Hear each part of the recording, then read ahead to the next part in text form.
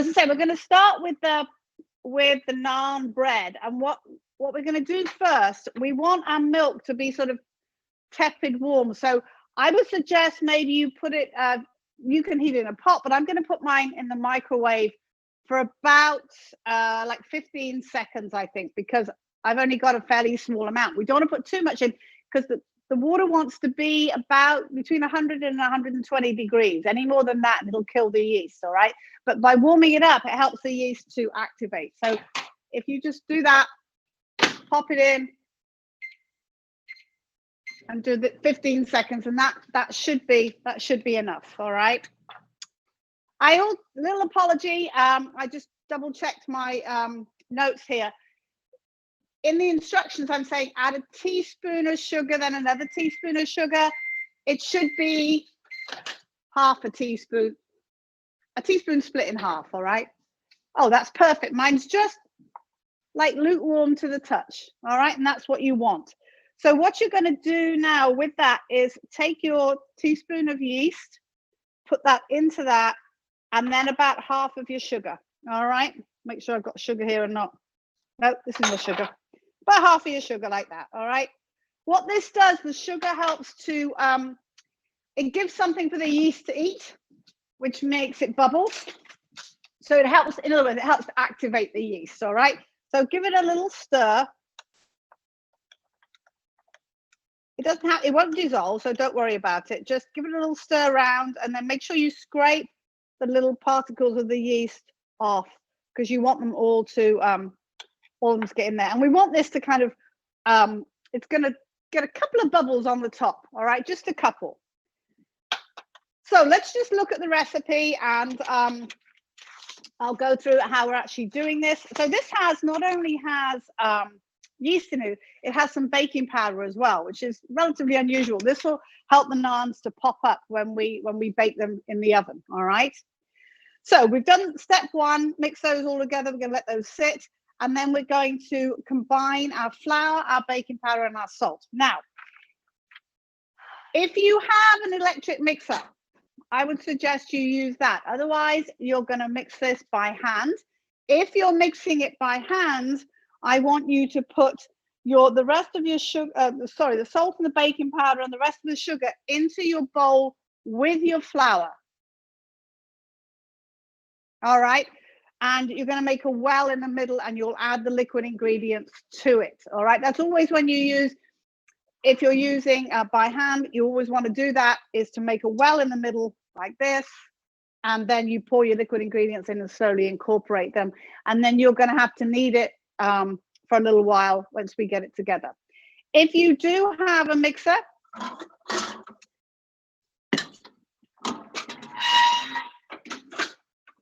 it takes some of the work out for you, which is kind of nice. So basically your flour, your dry ingredients are going to go into your mixer. All right, so I've got my flour there, my salt, my baking powder in there. And if you are using a mixer, you want to use the dough hook thing, all right, to mix it together. So you just want to like mix this up just a little bit, just to combine it. Really, it doesn't take more than a couple of seconds to do that. And then we just want to see a couple of bubbles on your yeast. So hopefully you can see that. Where's my yogurt gone? Oh, I know where it is. I picked up my yogurt because my dog was going for it. I was like, what am I doing? She went to go for it. I was like, I've got yogurt somewhere. I've got a little puppy, and she goes after everything. Anything that's within her reach, she goes for. So I have to move everything out of her way. Okay. All right, so I've added the extra sugar, and I'm now going to add the yeast mixture with the oil and the yogurt. All right, so I can see a couple of little bubbles, a little bit of activity on the top of my yeast, not a huge amount. But so if you're doing this in a bowl, make a well in the middle, pour in your oil and slowly incorporate your flour into the oil. Then pour in either your yeast mixture or your yogurt and do the same thing. You want to gradually bring the flour in with your hands to mix it in kind of evenly. All right, a little bit at a time. So if the bowl's round like this, you're going to kind of go like this a little bit at a time to incorporate it. All right. And I'm just going to pour, I'm putting, it doesn't matter which order you put these in, and I'm putting the oil in. The oil in this recipe helps to make the dough very flexible and makes it easier to work with than regular bread dough. When you put your yeast in, make sure you get all your yeast in. If you've got some stuck in your little container that you've mixed in, or a bit of sugar in the bottom, really scrape it out. Make sure you get it all in.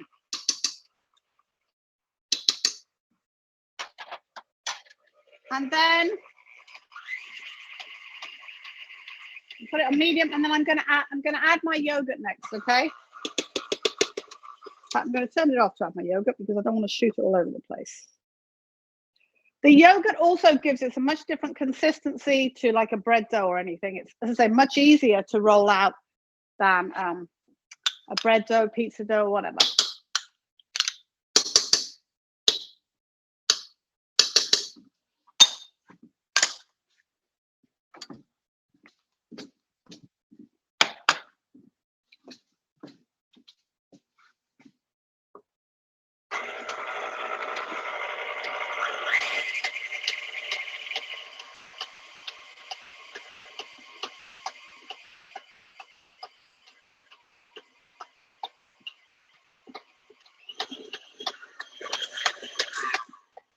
Now, this mixture wants to come together like a soft dough, all right? Now, you may find, depending on the flour you're using, how accurately you measured your flour, that you may need a little bit more liquid. So you can add just a little bit of warm water to it if you need to, but let it mix first and see. If you're doing it by hand, keep working at it. If it's really dry, sprinkle like a tablespoon of water over the top. I know from baking earlier on today that my flour is particularly dry, which I know sounds really silly, but it does vary from time to time. In the middle of the winter, it's sometimes drier because there's less humidity. So often you do have to aid it a little bit with a little bit more moisture. Gaynor, am I reading this recipe correctly? Is it 21 tablespoons of canola oil? No, sorry, it's 2. Okay. I forgot that was there. I know. No, it's not 21. Thank you. As I always admit, and my Mitch will know me for this, I'm a terrible, terrible proofreader. Absolutely terrible. And of course, when I've altered these recipes for virtual classes, I made them smaller amounts because it's less people, you know, you're making it for less people. I invariably change it in the ingredients and forget to change it in the actual recipe. So I will check that with you as we go along. Yeah, that one was a typo though. Yeah, so I can see that my dough is not really coming together. All right, so I'm going to put a good tablespoon of water in there and let it run.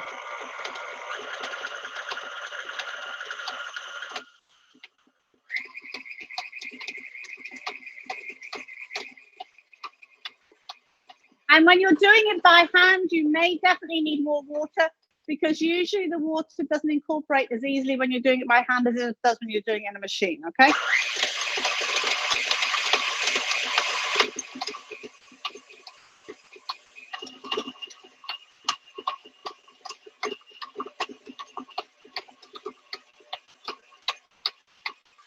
All right, I'm just going to scrape this down a bit.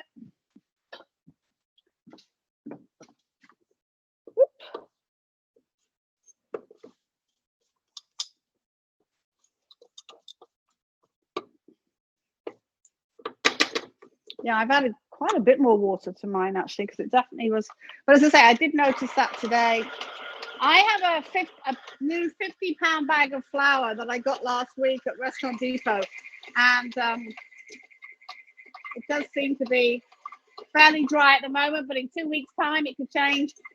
It could absorb air, moisture from the air. There tends to be more in the summertime that happens.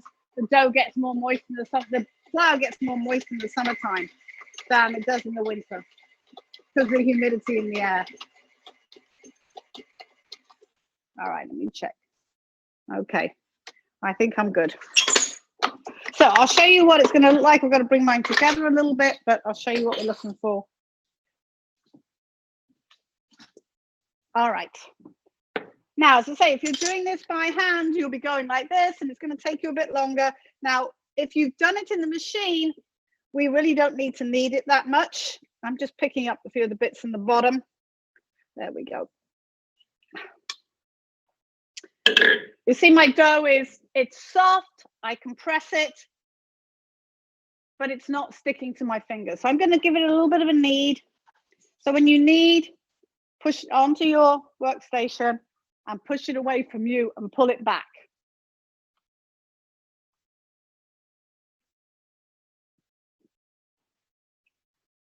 It's easier actually to do it on my, let me put this away. I actually do it on the counter. And what you're looking for is to get the consistency of a nice, smooth dough, okay?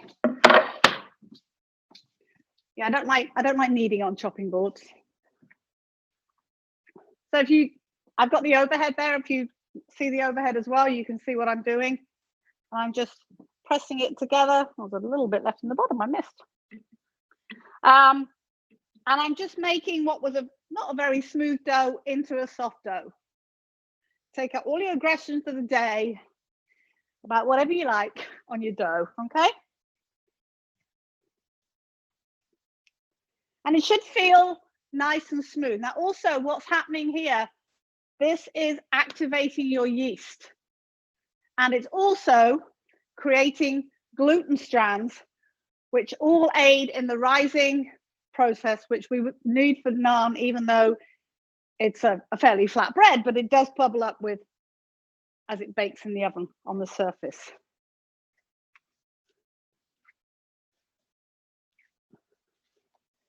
All right, so I have what feels a nice smooth dough to the touch. All right, so what I'm going to do, I'm going to put it back in my bowl, and you just want to cover this with a piece of plastic wrap and leave it at room temperature, preferably somewhere not drafty, because it will help it to grow a little bit. It's not going to grow a huge amount, but the yeast will be activated, and it needs to do that in a warm environment. I have these great things. They're like shower caps. They're not shower caps, but they're like a shower cap, and they're great and they're reusable. So I'm going to sit mine right over here, and we're going to leave that for about an hour to rise a little bit.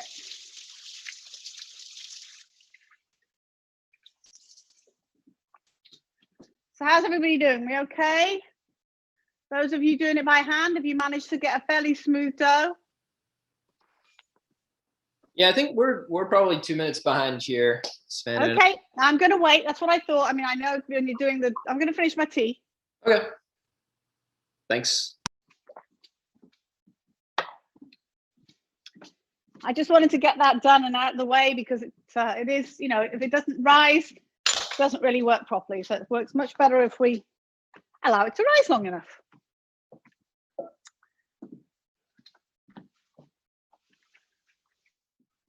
All right, I'm going to give everybody a couple of minutes, and then we will move on to the vegetable curry, okay?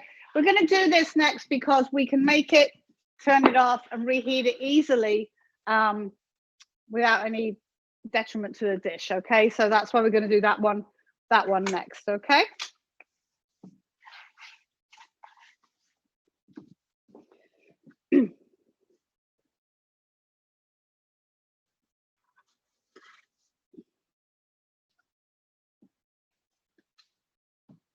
Now, I do hope that you all managed to marinate your chicken ahead of time, okay? Because that is kind of important. It needs to sit for at least an hour and a half, really. So I actually suddenly at 5 o'clock went, oh, didn't marinate my meat. So I did do that. All right, are we good to move on? Anyone still need a bit more time? No, we okay? All right. So let's look at the vegetable jalfrezi. Now, I always like, I'm not vegetarian at all, but I often do just have a vegetarian curry. I find the meat very filling. So I actually like just having the vegetable curry sometimes. But if not, I do like to have a combination, like share with whoever else I'm eating with, and one of us have, vegetarian, and we share a bit of each. Now, the vegetables in this can be anything you want, really. You can play around with this. Cauliflower is wonderful in a curry because it really absorbs the flavor, just like potatoes do. And I always like to use cauliflower, but you can use all sorts of different things. It's entirely up to you what you use. But tonight we're going to use onion, green pepper, a tomato. I know it's only one tomato, about a quarter pound of broccoli, about a quarter pound of cauliflower. And then we have all our seasoning mixes, all right, which are like sort of in 2 lots. So with your onion, what I want you to do is to finely chop it. So for those of you who don't know how to do this, this is my half of onion. This is the stem end. This is the root end. We are going to leave the root on, cut through the stem end, and peel off the brown stuff. All right, try, and you don't want to cut through the root. I'll show you why now, because it's much easier to cut it with the root still intact. All right. Whoops. So half a largish onion. If you're not a huge fan of onion, use a bit less. Doesn't really matter too much. All right, I need a trash bowl. Let me grab a trash bowl, something I can use to put all my rubbish in. There we go. So this is the best way to cut an onion. So I've got my onion like this. So I am going to face my onion towards me. Let's go to the overhead. If I can get my little mouse is kind of funny. He goes to sleep like a little dormouse when I'm not using him. There we go. All right, so here's my onion. This is the root end over here. I'm right-handed, okay? I'm going to take my small knife and I'm going to make a cut in the onion just this side of the root. And I'm going to cut, point down all the way down like that. Not like this, because then you're going to cut through the root. Point in near the root, and then do it again, about a 1/4 inch next to it, part next to it, and go all the way around the onion, about equal distance, ideally about a 1/4 inch, but you want to try and make it fairly small. Follow the contour of the onion, okay? Oh, messed up a bit. So that you're going round at an angle, okay? And then hold your onion with your fingers like this and make small slices. Again, about a 1/4 inch if you can do it, just nice and small. If your onion's splaying out a bit, you may have to do it sort of gently. Mine, because this onion's a little loose. It's a loose onion. I'll chop off a few of those bits. And you should be left with this piece. And that's the bit you throw away. All right? So that's the onion chopped up. Our green pepper. We are going to cut this in half. Take the label off is a good idea. Cut it in half. Take out the white membrane inside and the seeds.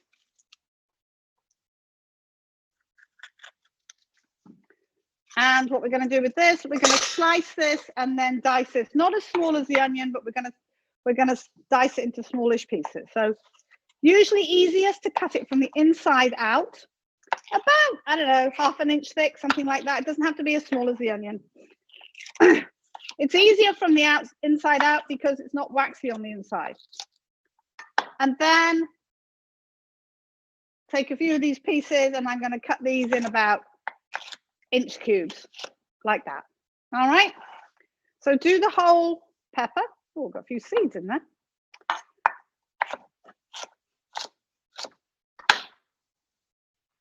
So the whole pepper's chopped up like that, okay? And again, the reason we don't do it so small is the flavor isn't as strong, so big pieces aren't going to be a problem in the dish. In fact, they're nice, all right?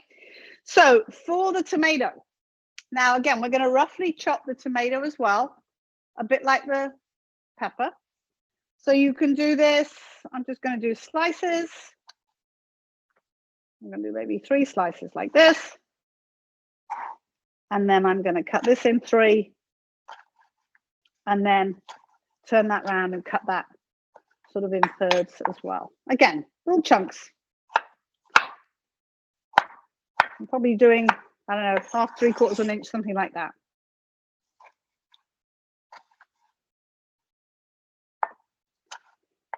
I like to chop these in halves because it's easier for you to see what sizes we're kind of looking at as we go along. Now, with our broccoli and our cauliflower, this size, this is a little big, all right? So we want to cut it a little bit smaller. I'm going to cut this in kind of like thirds or quarters, actually quarters. I'm going to do that. We don't want great big pieces of cauliflower in there, all right? So I'm going to cut each of these florets a similar sort of size. Again, you're just looking for a similar size, really, so they all cook at the same rate. And I know cauliflower is a little hard to cut sometimes. So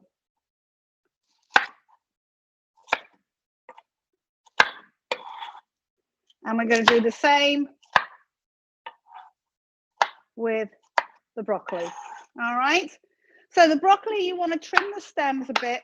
All right, get rid of those.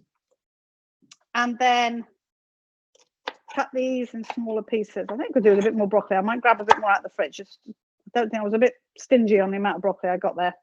A little bit more. I've got plenty more in the fridge. I'm going to grab a bit more.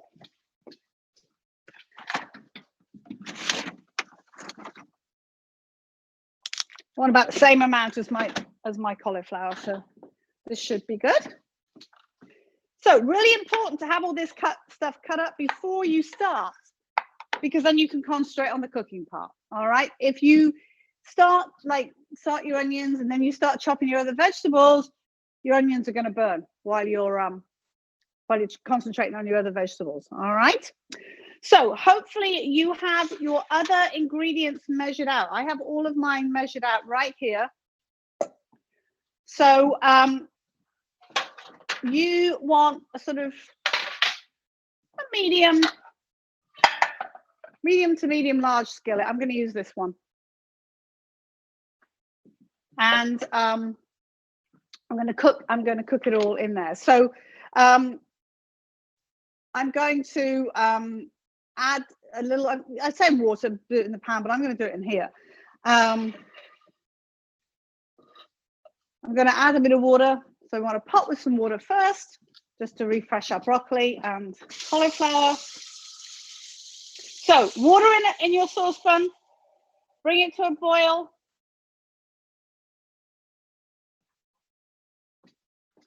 Have a pot like this, okay? I'm going to bring this to a boil.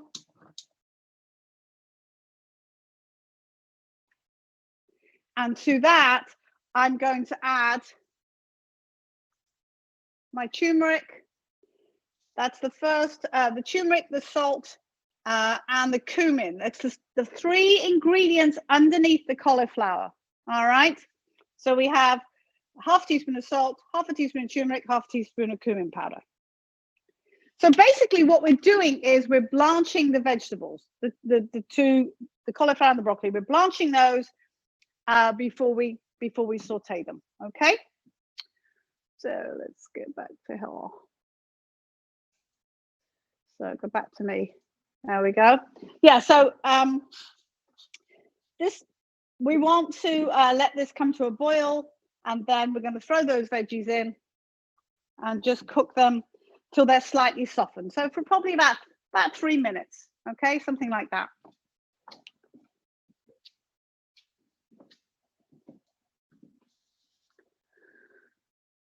You can push that to the back of your stove if you want. And then we can start on the onions, which is what we're going to do first. So in your skillet, once that comes to a boil, broccoli, cauliflower go in, 3 minutes, drain it out. All right. In the meantime, we are going to add roughly about a tablespoon of butter to your skillet and let it melt. All right.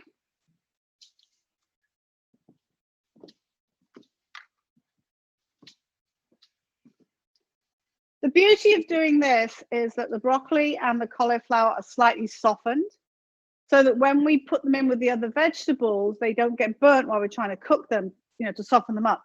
They will soften enough in the dish with the other ingredients without having to cook them for too long, which means they might burn. All right. So let your butter melt completely in your pan. And then we will add the onions and we will saute those until they are golden, not burnt, golden. That's the reason why we cut them all the same size, is so that they all cook at the same rate. Very important. I mean, it's important with everything, but particularly important with onions, because undercooked onions taste bitter. Overcooked or burnt onions also taste bitter. You want them to taste sweet from the slower cooking, the even cooking, so they're all nice and a nice sweet onion taste as opposed to a bitter one, either being undercooked or overcooked. And if you haven't got the same size pieces, that's what you'll end up with. All right.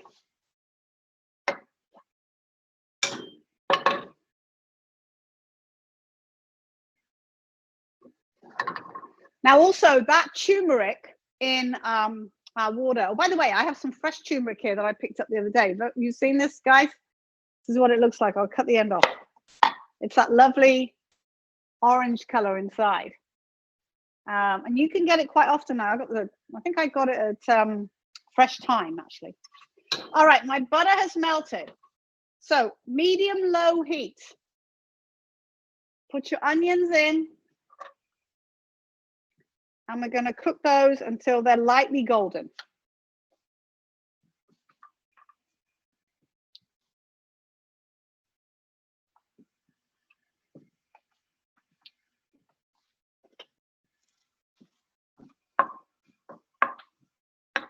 So don't be tempted to turn your heat up too much, because you don't want them to overcook, all right, to burn.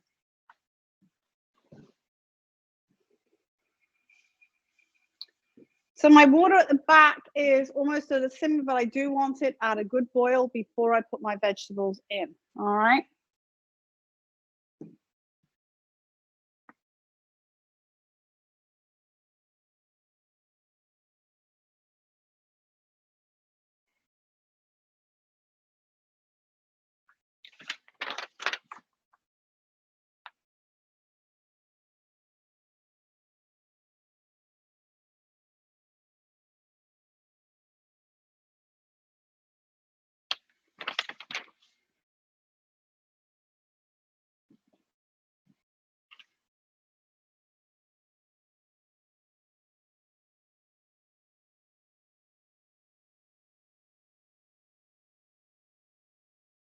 All right, nearly boiling. I've just realized, I do apologize. I actually have, after this step, saute till golden, we then want to, sorry, I don't know why I'm missing this, but we want to add our peppers then, all right, and cook those for another few minutes, again, just to soften them.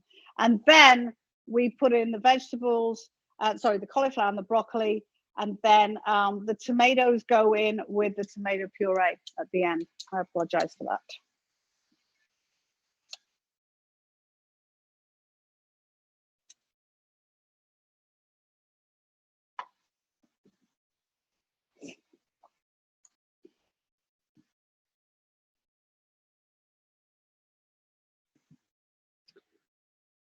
All right, my water is at a boil now at the back. So I'm going to put these guys in, both together, the broccoli and the cauliflower in together.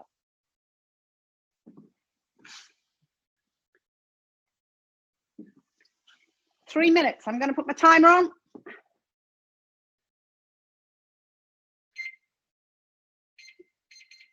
There we go. So what you're going to need when those come out, you will need a strainer and you want a bowl with some iced water in, all right? Or very cold water. If your water's nice and cold, you don't need to put the ice in.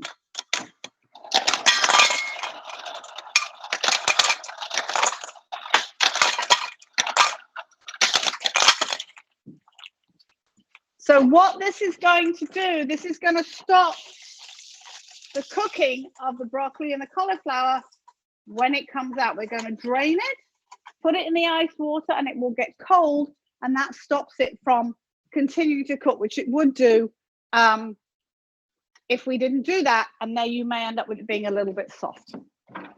All right, let me push my veggies down a bit. There we go. Remember, we're not looking for them to be fully cooked. We're looking for them to be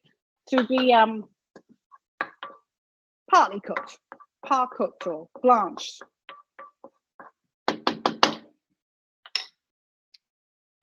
Now, the only other thing we have to prep for this is garlic and ginger.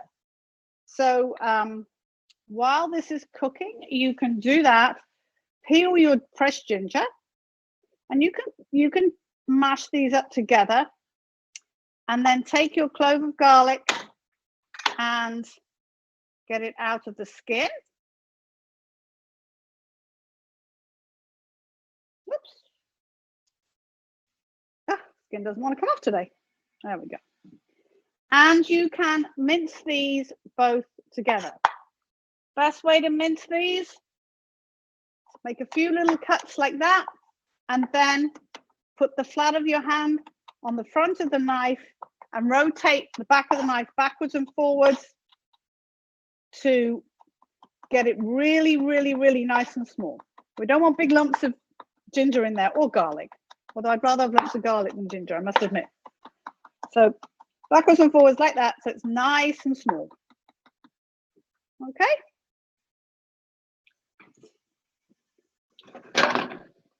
All right, how are my onions doing? They're getting there, they're softening up, so that's a good sign.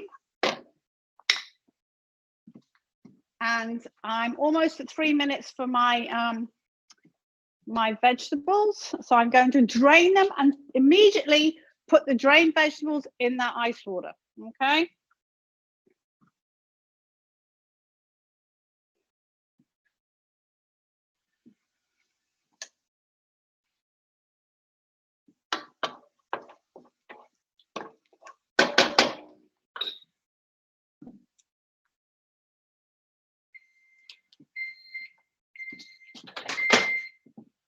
Okay, so, and your cauliflower should have gone yellow from the turmeric.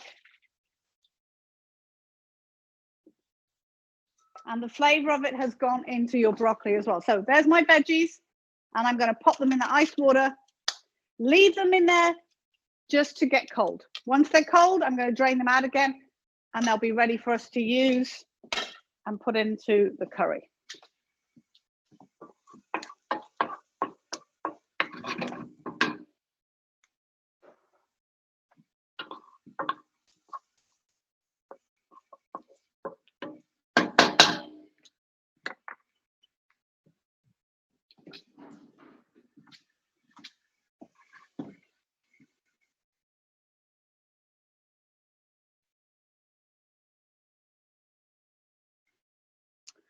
Watch vegetables never go brown.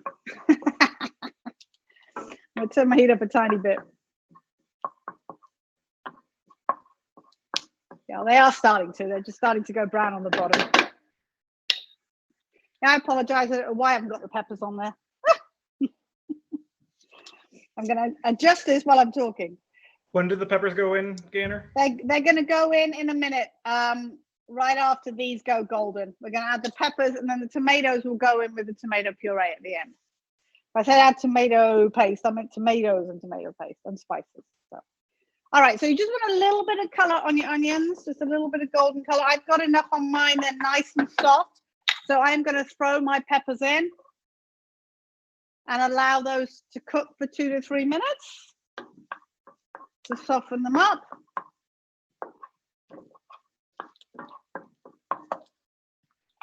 Now your other spices you should have, I've got in here, I've got Anjou chili powder, I have turmeric, and I have a bit more fresh ginger that I chopped up and put in here earlier. All right, sorry, my ginger and my garlic right here that we chopped up.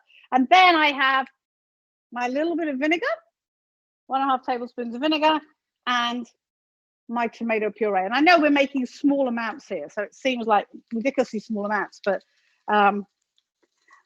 that's what it is. That's my oil.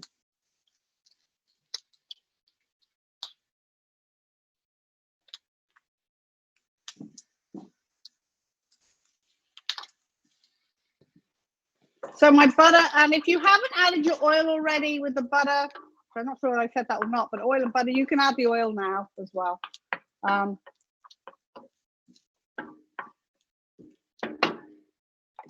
So if your veggies are fairly cool, mine aren't quite yet, then you can drain them out.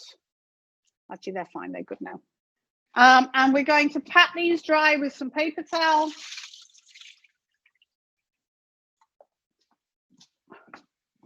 So there they all are. They're all cool now, which means they're not gonna go mushy. You do this with green vegetables if you're doing something else with them, because they very easily will overcook. Even though you take them out perfectly, they sit and they're really hot, they will continue to cook. And by the time you go to use them, that lovely broccoli that was all perfectly done when you took it out is now mush. All right. So I'm just draining them on some paper towel right here.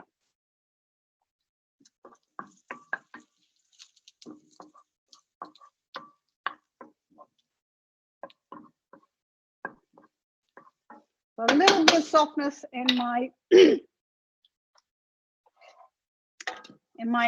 peppers, just a little bit.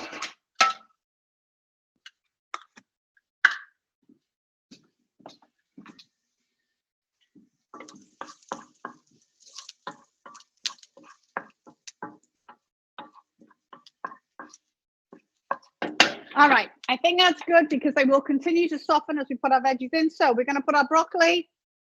My paper towel broke. Never mind. My broccoli and my cauliflower in. Turn your heat down low, and we're going to let that cook for about 5 minutes. All right.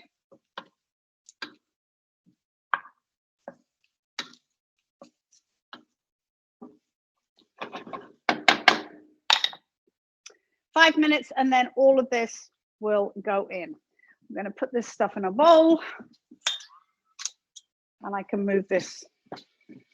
So I have my garlic and my ginger, and I have my tomatoes like that, and then I have my tomato puree and my other spices, which is my turmeric and my Anjou chili in here.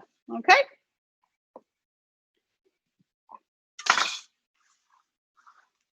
Clean this off. Everybody okay? We all okay? I should go back to the what's it view so I can see everybody. I don't need to look at myself. Oh, come on, silly mouse.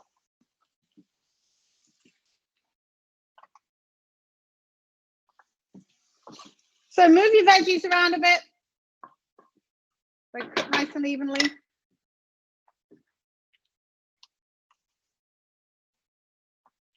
Oh, there we go. That's it. Now I can see everybody.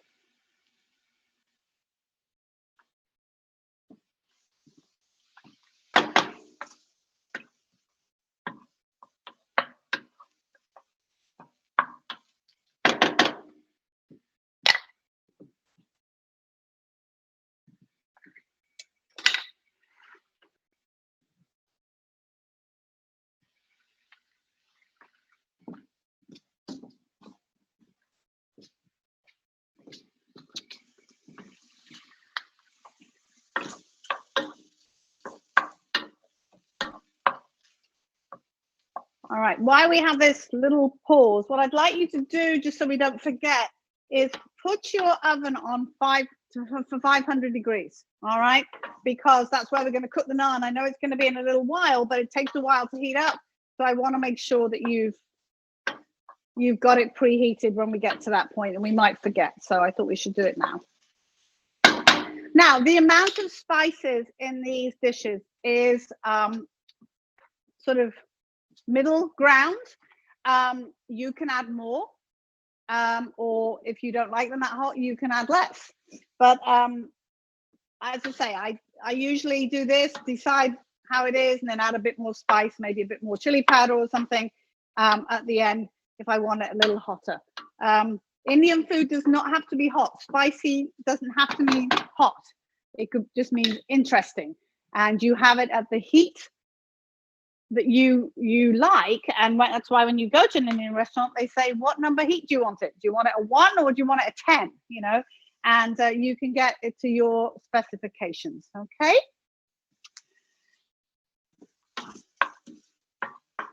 All right, a few more minutes on that, a couple more minutes on this. Yes. They put the oven on 500 bake or broil? Bake. Okay, great. Thank you.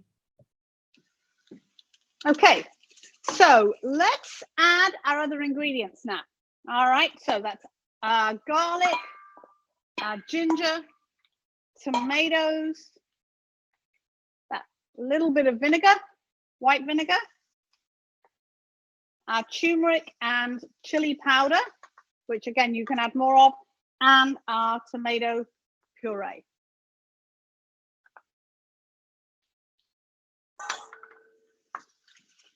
Now, I'm going to suggest, because we're doing a relatively small amount, it usually tends to dry out a bit more than if we did a lot. I would suggest you add about 1/3 of a cup of water to this. All right. You can always add more in a minute. You will get evaporation on this. So again, because we've got a relatively small amount, normally I'll be making about 3 or 4 times more of this. And I think Megan might be doing that, she said. So she may not need to add water to hers, but it just enables it to cook without drying out too much. And I may need to add a little bit more in a minute. Let me just turn my heat down. I'm going to move this to the back. And then I put in about 1/3 to 1/2 a cup. All right. You want it to have some liquid in there. So as I say, because it's a relatively small amount, they're not going to be giving off a lot of moisture.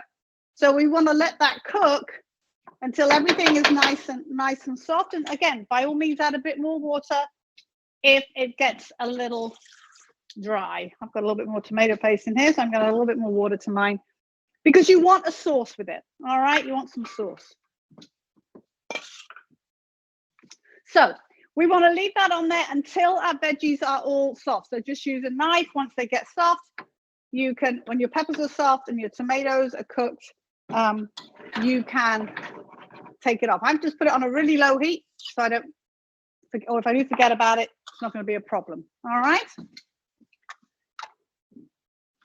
Okie doke. Everybody okay? We good? I hope so.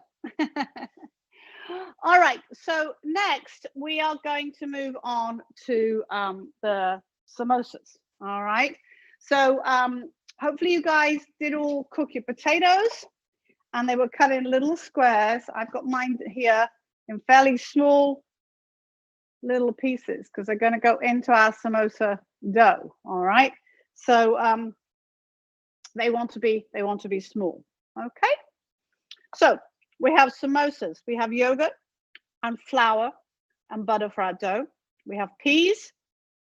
We have our spices here, garam masala, ginger, and lime juice. Okay, so these are traditionally deep fried. You can shallow fry them. You have to be careful turning them over if you're shallow frying them because they can break. But traditionally they are deep fried. So we'll make the filling first because we're going to let that get cool or coolish before while we roll the dough out so that we can make our little our little appetizers. Okay, so we need a couple of tablespoons of finely chopped onion. Again, finely chopped, all right, because they are going into our little dumpling shapes, really they are. Okay, so I'm going to do the same thing as I did before. I'm not cutting through the roots. I'm making small little cuts in my onion, just like I did before, and I'm going to cut off about 2 tablespoons. You don't need a lot. This filling goes a long way. I've probably got more potato than I really need. So about 2 tablespoons of onion. All right, which is probably about like that, okay?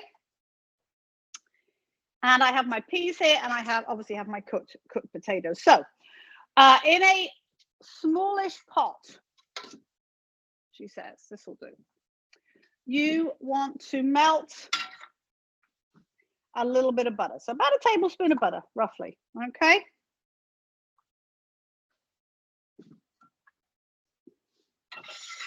Let that melt gently in your pot. So your fresh ginger, I know I say grated, I always do say grated, but I actually find it quicker and easier, to be quite honest, just to chop it up. It gets all stuck in the grater. And I think sometimes just mincing it like we did before, small cuts the other way, and then just mince it, does just as good a job. It really sticks into the grater, I think, usually when you do it that way.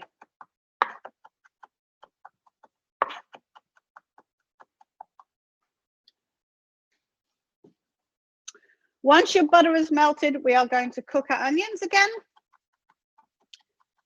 till tender but not brown this time. So just till they're nice, what we tend to call translucent, so you can see through them a little bit until they're soft, okay?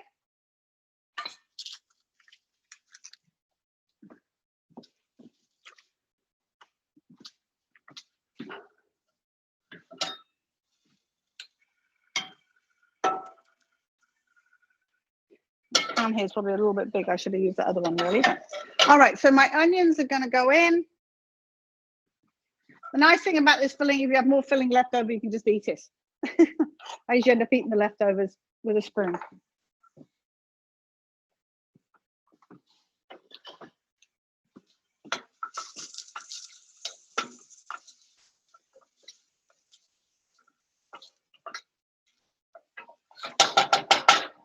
So a couple of minutes for those.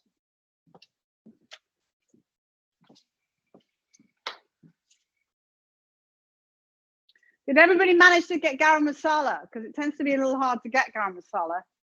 Or did you just make your own?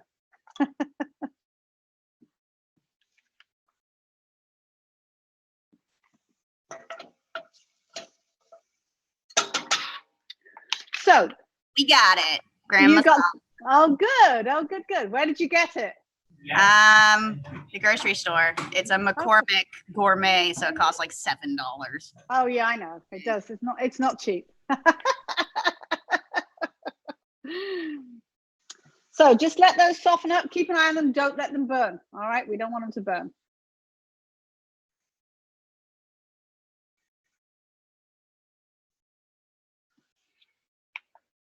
And once they've softened, we're going to add our ginger, coriander, and cayenne. All right, not the garam masala yet.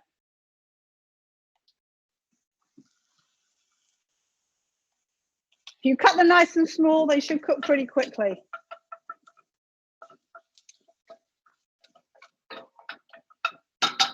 Nice and soft. Don't forget to give your jalapeno a stir, and you know, in a minute when you get a chance, when it's finished, taste it and see how it tastes. See if you want some more spice in there. Okay. All right, my onions are good. So I am adding my coriander, my cayenne pepper, and that fresh ginger that we just chopped up. Okay.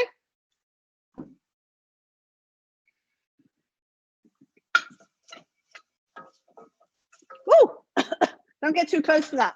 The fumes will come up and kick you. Oh my God. Dear me. Does tend to do that a little bit. So we're going to cook this for a couple of minutes, and then we're going to add our cooked potatoes, our peas, and about a teaspoon of lime juice. All right, roughly a teaspoon of lime juice, and then the garam masala and a little bit of salt. Salt, really to taste. Okay.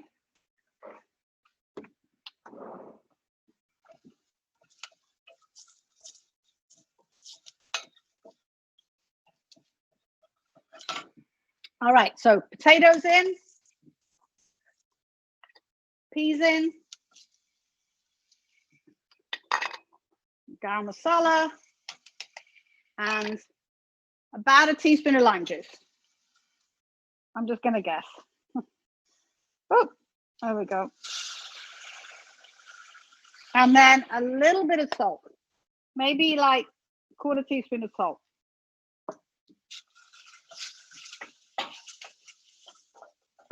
Don't get too close to this because the fumes are fairly, have I got everything? Yes, I do. Fairly strong. Right, turn your heat down. Goodness me. Turn your heat down to low and let this cook for about 4 or 5 minutes. All right. And then I'm going to move this out of the way.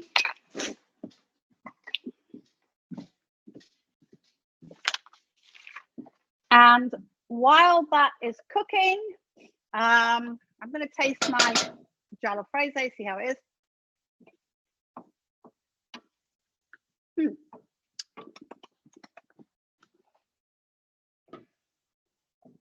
I think mine needs a little bit more salt, just a little bit. That's it. And I might spice it up a bit more in a little while. So I'm going to turn this off now because I obviously want to reheat it at the end. So I don't want to overcook it. It probably could do with another 5 minutes or so before it's completely ready. All right. All right. So let's look at the dough for this samosa. This is easy. Oh gosh. Those fumes are getting to me from that thing. I'm going to do it in the food processor. I did put that on your list. Hopefully you have one. If you don't, you're going to have to do it the old-fashioned way like we did just now with our other dough. So we have half a cup of flour, 1.5 teaspoons of butter, quarter teaspoon of salt, and about 4 tablespoons of yogurt. All right, I need a bit more butter. I misread my butter. Whoops. There we go. Oh.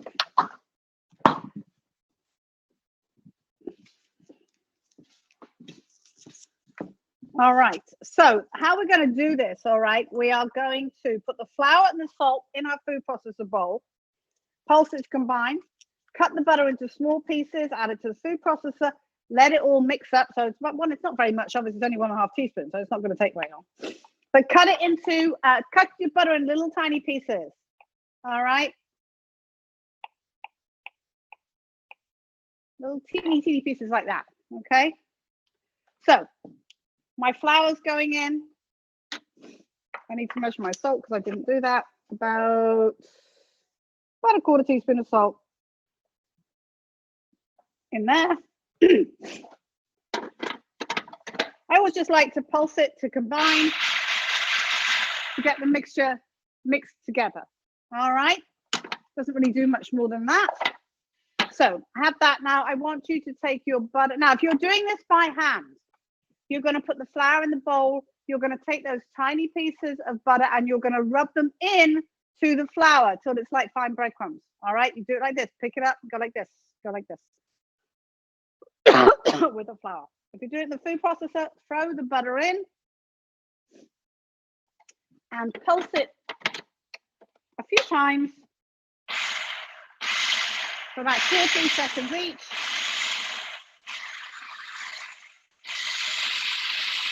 until you can't see the butter anymore.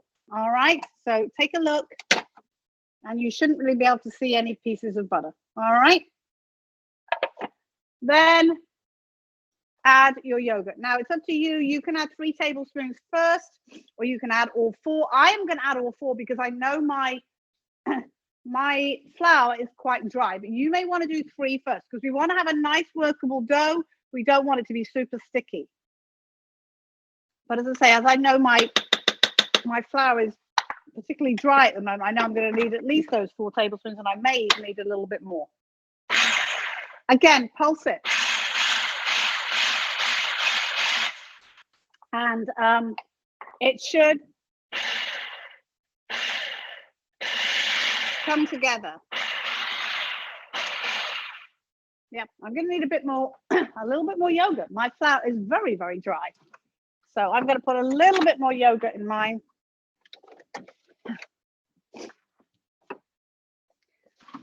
Because common sense tells me this is not coming together. So I'm going to put about another, I'm putting about another tablespoon in, I think. Woo, not quite that much. There we go. Flour is a strange thing. Flour brands vary. Flour varies in different parts of the country. So Mitch in Colorado, you may have a whole different issue to us. And Megan in Baltimore, same thing. So you never assume that's the amount of flour or butter you're using, right? Right, Meg? I'm looking at you, you're pulling faces. All right, so guys, I just want to show you what my dough looks like.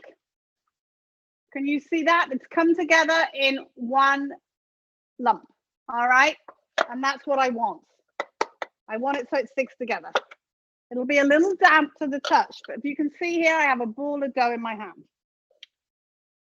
Okay.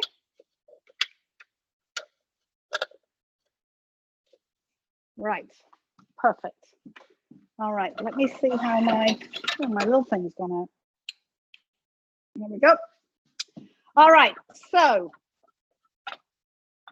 my filling now, what I want you to do is to put that filling just into a bowl. And I suggest that while we're rolling out the dough, put this in the fridge. You never want to fill something, a pastry of any sort or a pizza dough or anything, with a filling that is hot. It wants to be at room temperature at the least, at the most, least, whatever. Because it will very often, if there's butter in your dough, it will melt the butter, which will mean the dough will kind of weep and won't be great, or it'll just do weird things to it. So you just want to make sure that your stuff going in there is cold. All right, you want to use a clean work surface again for this. Now, I am going to put these. Okay, so you need a bit of flour for your work surface. Not too much, just a little bit.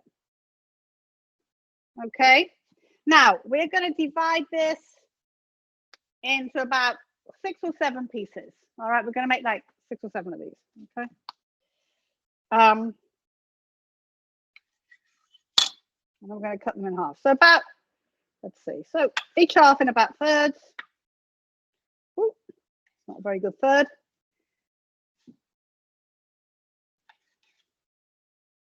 Now, what you want to do with these, and have something to put them on, like if you've got a cookie sheet next to you, you can put a bit of flour on that you can lay these on. That's good, so they don't stick, because we're going to roll them out and then we'll fill them afterwards. Okay, so I'm going to put you back on overhead so you can see what I'm doing here. So you should have 6 little balls of dough. Okay, and where's my overhead? Here we go.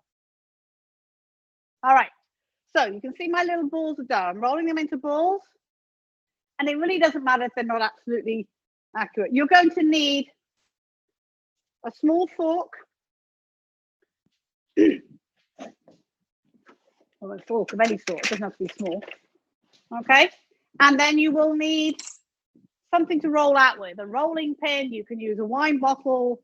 You can use a jar, anything, something that you can roll the dough out with. Now, what we want to do, move some of that flour out of the way because you only want a little bit. Put your ball of dough on here, flatten it with the palm of your hand, and then we want to try and keep this into a circle about 5 inches wide. Now, the best way to do this is to roll across once and then make a little turn. Roll across again, make a little turn, not a quarter turn, because if you make a quarter turn, you're going to end up with a square. Not that it really matters, but I'm just telling you how to make a circle. So you make an 8th turn, and they come out something that vaguely looks like a circle. All right? Can you see how it's starting to get like a circle?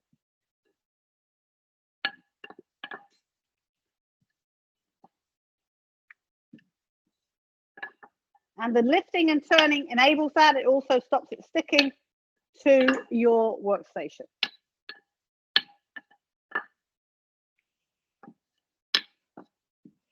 When you get to this point, you can actually just move it around a little bit, about 5 inches. Yeah, almost there, not quite. And if it's not a perfect circle, don't worry about it. That was starting off really well as a circle, and it really isn't now, but there you go. All right, so I'm going to put that one there. Oh, I've got a raw bit of onion stuck to my thing there.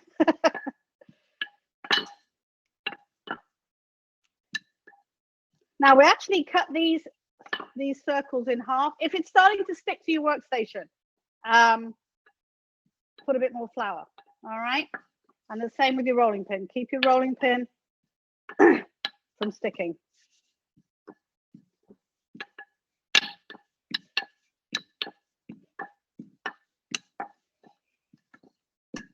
Obviously, I can do this fairly quickly because I've done it lots of times, although they don't always turn out like a circle. I get impatient and then I lose my circle. All right, almost there with this one. And we want them thin because they're going to fold over on themselves. Don't overlap them, all right, because they may stick to each other.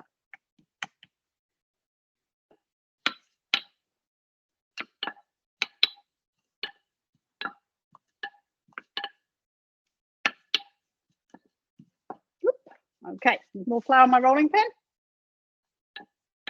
Give it a good press. You get there faster.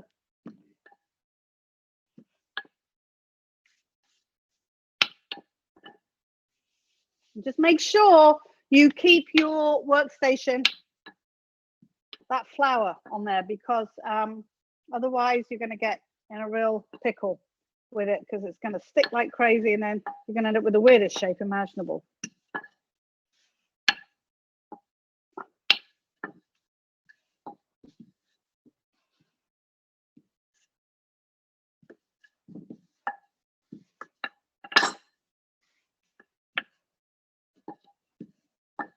All right, that's 3.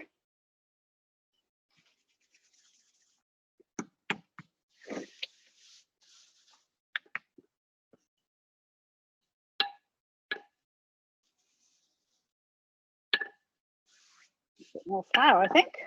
A little bit more out.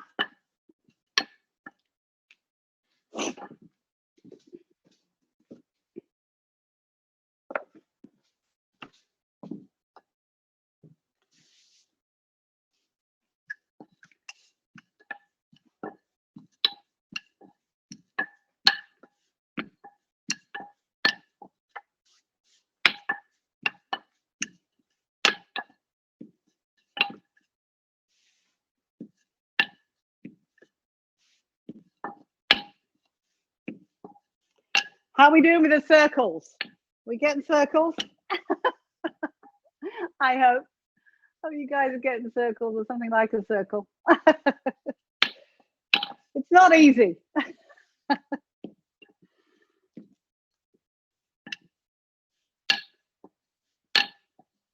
All right, number 4.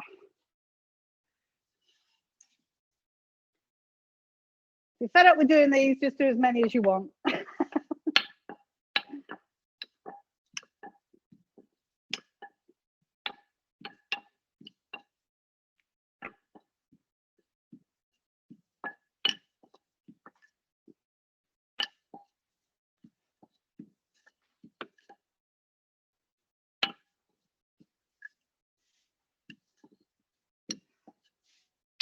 Okay, and when we've rolled these out, then we are going to put our oil on. I just didn't want to put it on too soon. I didn't want it to get too hot. So when you've finished, put your heat on under your oil, and we want it to get nice and hot. And I'll show you how to tell when it's hot enough when we get to that point.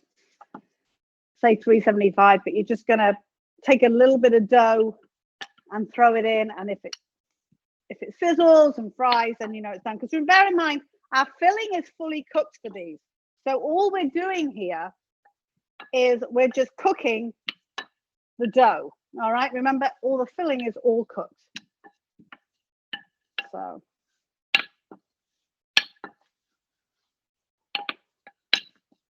all right, last one, getting there. If you have wooden skewers, guys, yes, thank you, Megan. I did do that, and I forgot to tell everybody that. If you're using metal skewers, don't worry. If you're using wooden ones, put them in some water and let them soak in some water, because otherwise they'll burn. All right.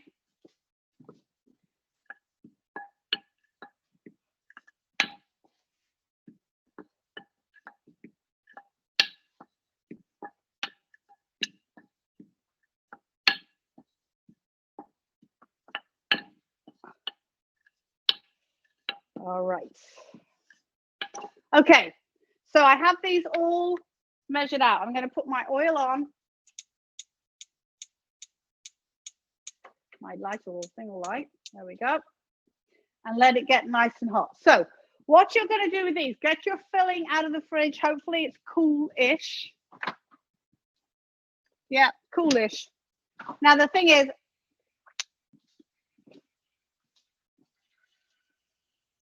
as we're going to be cooking these straight away, if it's not quite as cool as we'd like, that's fine. Okay, what I want you to do, get a little bit of water. And if you have a pastry brush, great. If you don't, you can just use your finger. All right, so what you're going to do with each circle, you're going to cut it in half like this.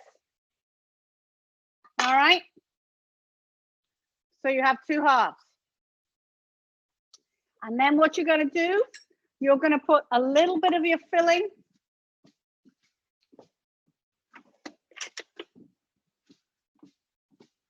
on half of your half. All right. So about a teaspoon. All right, like that. Put it on one half, just like that.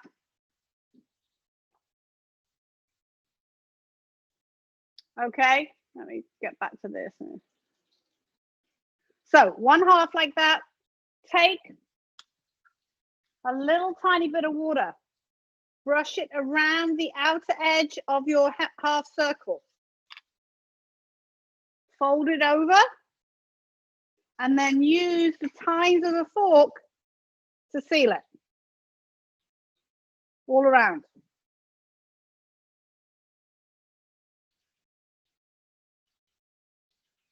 So it looks like that.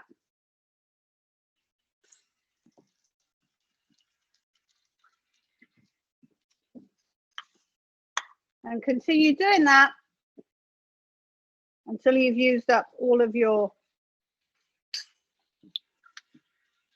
pastry, your dough. All right. So again, a little bit of water because this dough will be a little dry now. And then you pressing it with the fork helps to seal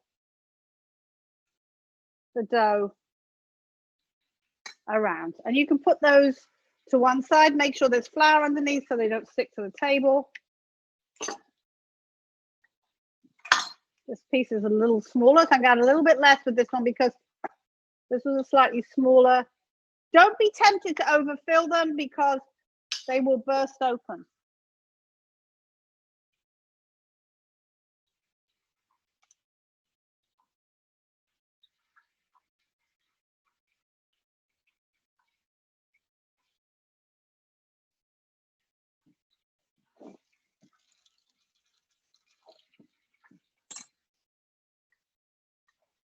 So you can see we're not putting an awful lot of filling in here.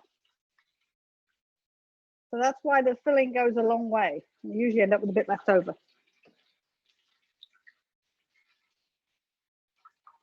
And if your edges don't completely match up, it doesn't affect the taste. It's fine.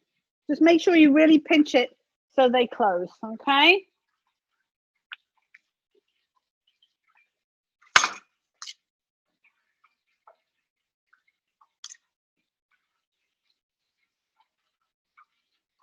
Peel on that one.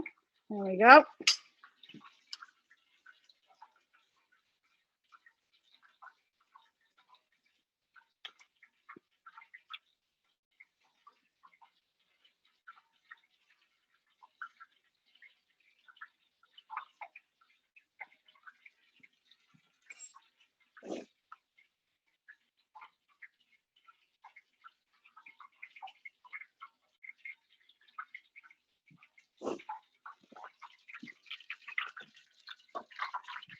All right, the way, I'm just going to stop for a second. The way you tell if your oil is hot enough, take a tiny piece of dough, you can cut it off the corner of one of these, and drop it into your oil. If it sizzles and starts to rise to the surface, the oil is hot enough. It's not quite doing that yet, so it's not quite hot enough. I didn't expect it to be, actually.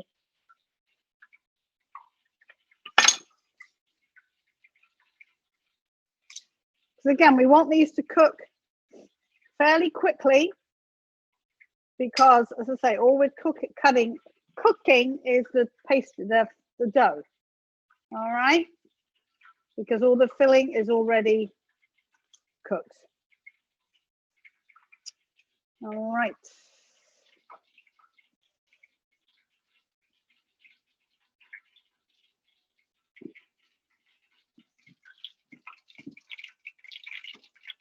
All right, it's just come to the surface now, so we're okay for a minute. You often find the first one you cook is not the best one. Once the dough, the oil's got to sort of good regulated temperature and it's all even, and it works a bit better. All right, let's see.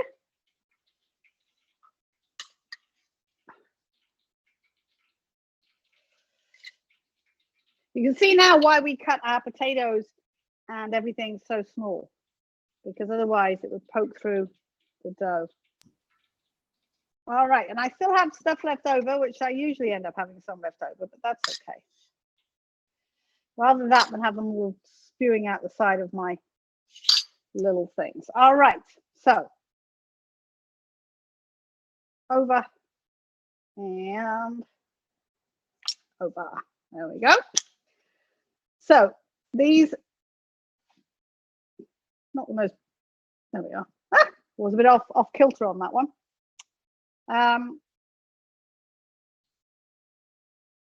All right, so I'm going to look at my dough now and just see. I think I'm okay.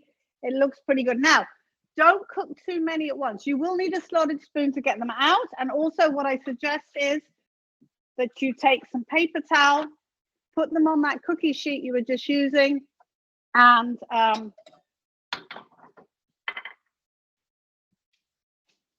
then you can drain them.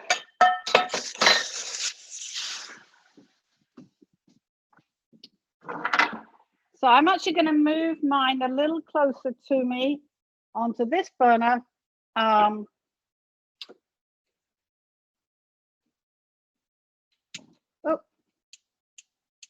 there we go. All right.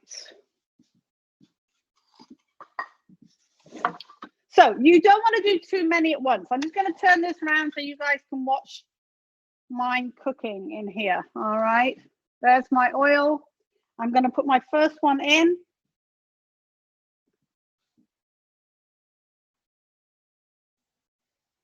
And as I say, depending on the size of your pan, I would cook maybe 2 or 3 at a time. All right, no more than that. And make sure they stay separated, which this one isn't. There we go. I'm just going to do 2 because I'm using a fairly small pot here. So, because I don't want to have all this extra oil. When they go golden brown on the one side, just flip them over. All right. So like that, nice golden brown with little bubbles. And then you can put them on your paper towel to let them drain.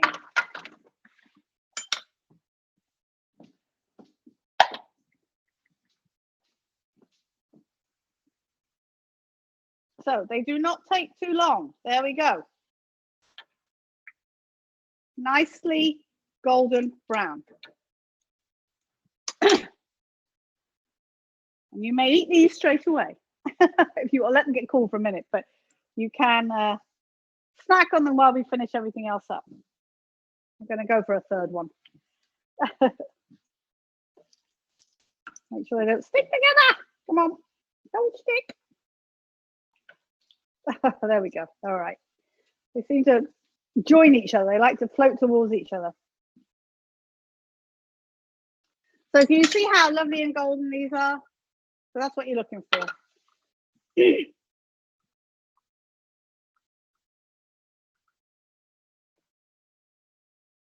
So it literally should take like 30 seconds or so on each side, really. They do cook nice and quickly.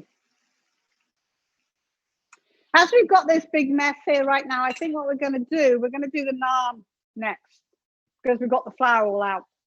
So that'd be a good idea. Whoop.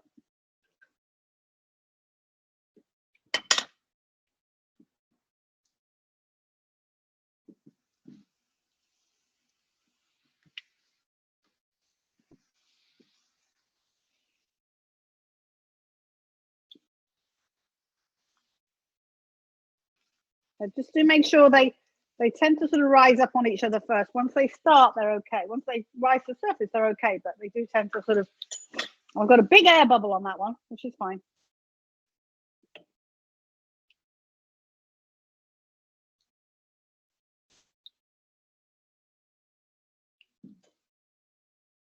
If you find they're getting brown a little too quickly, now turn your heat down. I have a automatic heat, you know, I have a fryer at school which controls the temperature. So if you do them like this, you have to watch it a little bit, but you do need to sort of regulate the heat a little bit. All right, that one's done. So you see how nice and quickly they cook. So I'm going to do 2 and 2. I'll do these 2 last.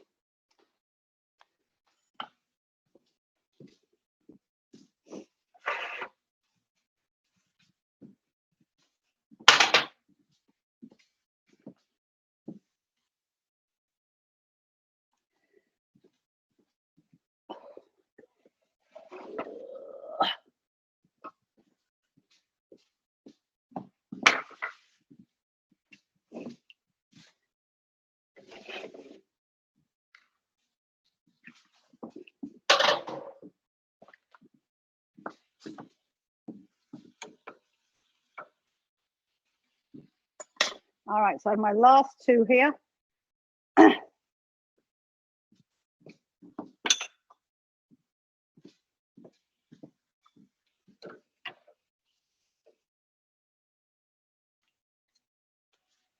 always like to do it in a fairly small pot if I'm just doing regular oil, because it takes, otherwise all this extra oil, you know what to do with it. So it's kind of good to have it in a small container, because then you can just get rid of it when you need to.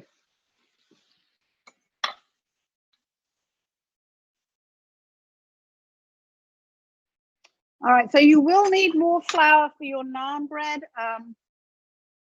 When we roll it out, I'm just going to move a little bit of water on here. I'm just going to dry that off, and then use some more flour here in a second. You will need a rolling pin again, guys, for our naan.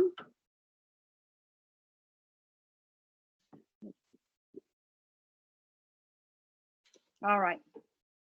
So I'm going to let these sit here for a minute. I might even put them, I'm going to put them in my top oven.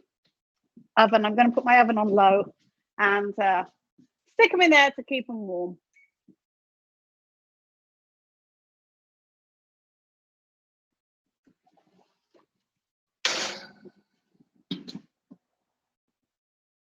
Ooh.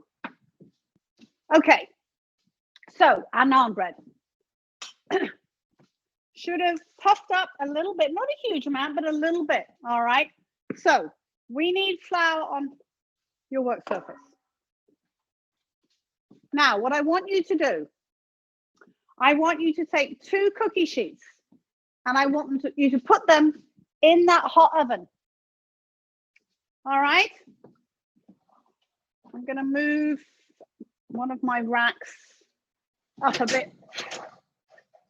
Oh, let me get another. I need another oven mitt. You want a rack in about the middle of your oven. And one can go on the bottom and one can go in the middle.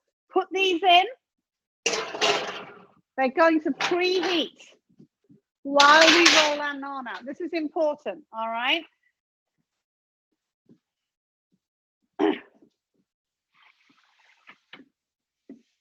Okay.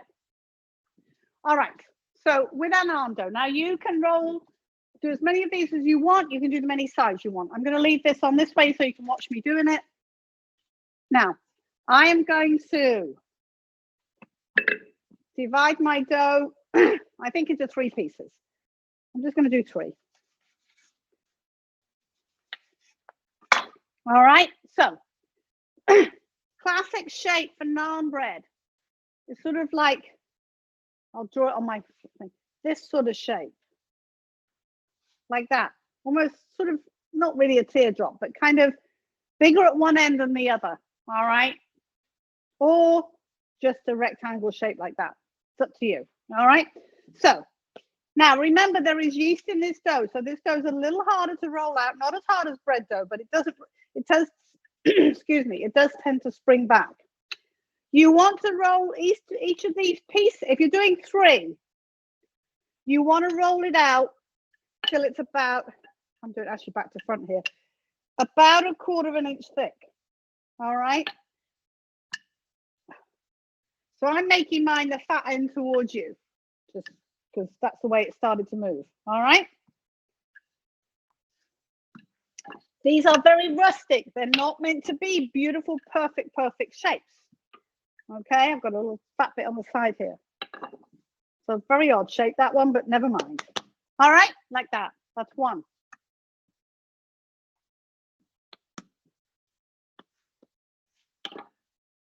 Second one, I'm going to start it off a little bit. And you see them all different shapes and sizes when you get them from Indian restaurants. They do vary a lot as to how they shape them. So it really doesn't matter too much. But they do want to be fairly thin because that enables them to rise more, to puff up more. So I know it sounds silly, but they haven't got as much to work against. So, and these may be slightly different sizes because I don't think I divided the dough up terribly well. Second one.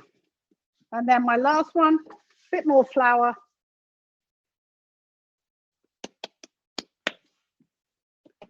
Ooh, there we go. Got a little bit of wet on there somehow. Right, let me grab a bit of flour on here. So,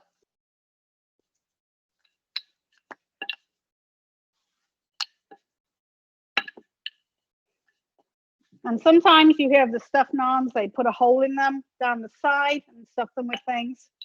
I'm not going to do that tonight, but you can do that. I personally like my naans straight up. Woo! Oh, I'm a bit heavy on that side. It was a bit of a funny shape. So I need to get this a bit wider because it's a little bit thick. Let's turn it around again. There we go.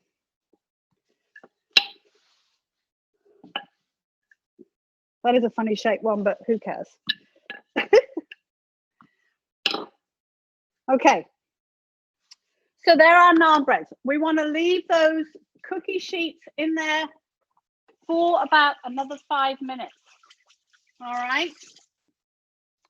So these take like no time to cook at all. They take like 5 minutes total. About 3 minutes in, and then you can brown the tops. Now, as far as doing the chicken, this is up to you as to how you do this. I am actually going to do mine on a cast iron grill pan, like this. All right, I'm going to do them on here. You can do them under your broiler as well.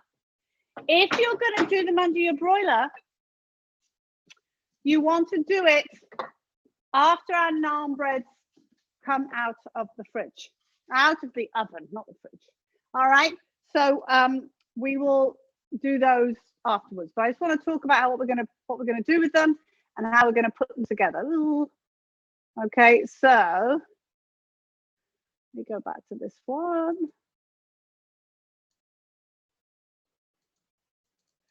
Oh, for some reason it's not letting me change screens. Hold on. There we go. So what we're going to do is we're going to put the chicken on skewers. So let's do that. Your chicken that is marinated. So there's two parts to this cooking process, all right? So we have our chicken in our marinades. What I want you to do is to take those skewers and thread the chicken onto the skewers and then lay them on your cookie sheet. All right.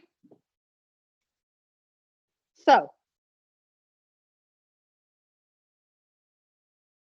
just divide it up amongst the skewers that you have.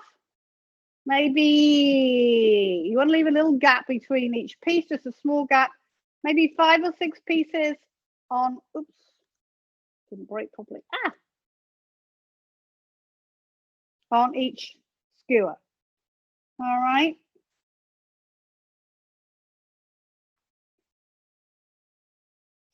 Because I say these get cooked on here and then they get added. And we finish them off in the pan.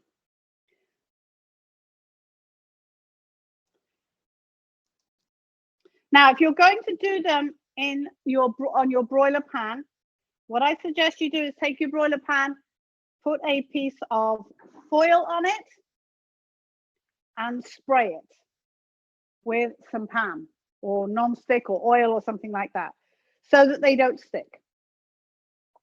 Now, the reason why we soak these, for my purposes, it doesn't really matter because I'm doing them on my grill pan here. But if you're doing them in the oven under your broiler, then they may burn unless you have those sticks. If you've got metal ones, sorry, if you have wood ones, that your sticks are wet so they don't burn. Okay. All right.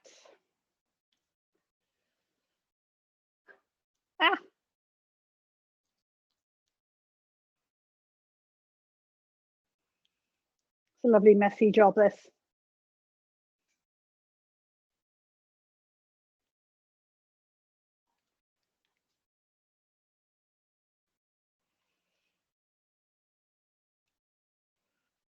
So I can get a couple more on this one rather than get another skewer. There we go. I think I cut my piece of chicken a bit small. I've got so many bits. I got one more bit for this one. There we go. You can't do this tidily. That last piece. Make sure you get all your chicken. All right, you don't want to leave any in your marinade. I got it all? Yes. Okay. All right.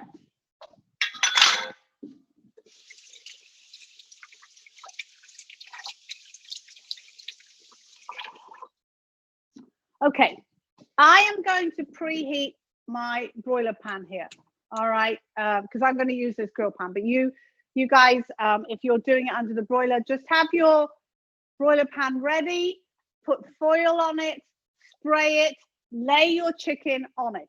All right, just lay your chicken, separate it out on it so that you can cook it as soon as we cook the naan. Okay, so if you look at your recipe, guys, for the naan, if I can find my recipe for the naan, somewhere in here. Where's my naan recipe? Oh, of course, there it is. So what's going to happen? We are going to lay 1 or 2 of these on one of your cookie sheets. All right, we're going to take it out the oven and we're going to lay it on the cookie sheet. And then we are going to cook it for 3 minutes and then take it out. And then we're going to lay the other one or the other 2, the next batch, on the other cookie sheet, because you don't want to keep reusing the cookie sheet, because that first cookie sheet will get cool as soon as you take it out the oven. All right, now bear in mind this cookie sheet coming out of the oven is going to be really hot. So take it out, and it's probably smoking. Put it on your counter, pick up your naan breads, plop them on.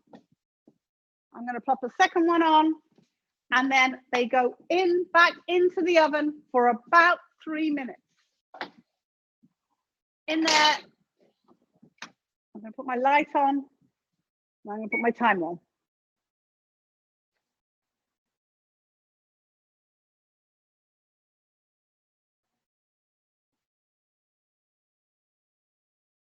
All right, so for about 3 minutes, and then we'll do the second ones, okay? Very quick process. If they don't go brown on the surface, what we usually do is pop them under the broiler just before, after when we finish with the broiler pan, okay?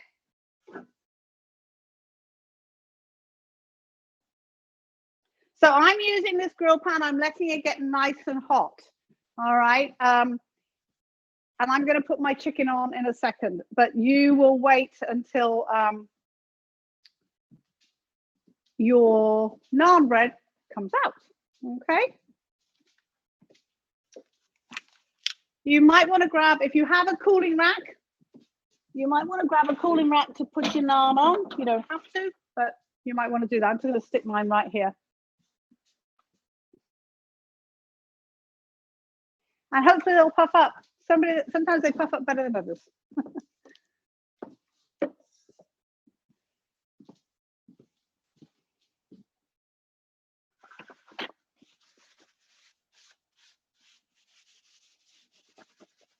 Now I don't really need to oil this because it's a cast iron grill pan. It should be fine as it is, but you may need to do that in a minute.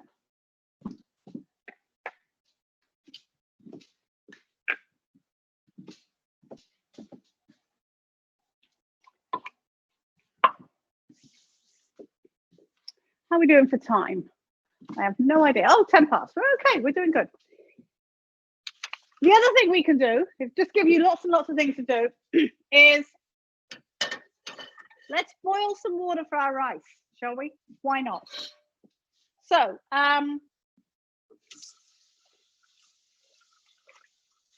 medium-sized pot, 2/3 full with water for the amount that we're cooking. If you're making more, you'll need a bigger pot. We're doing this like we do pasta, in a large amount of boiling salted water.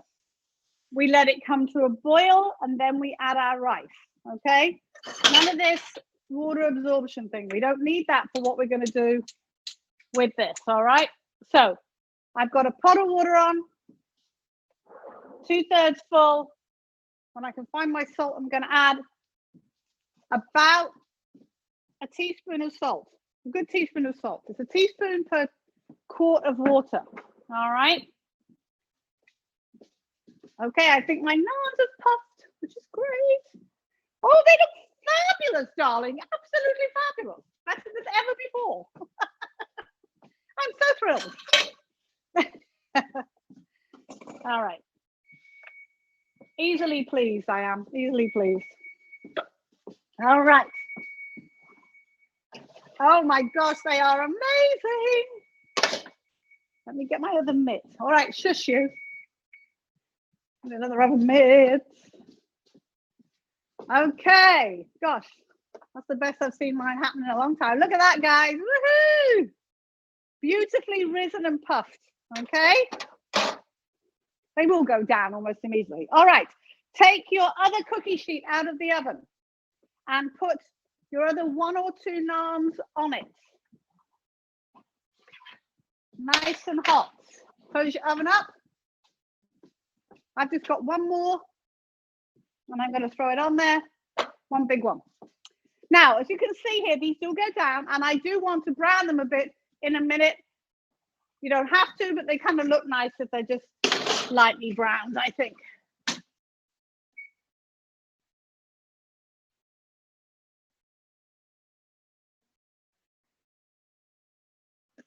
Okay.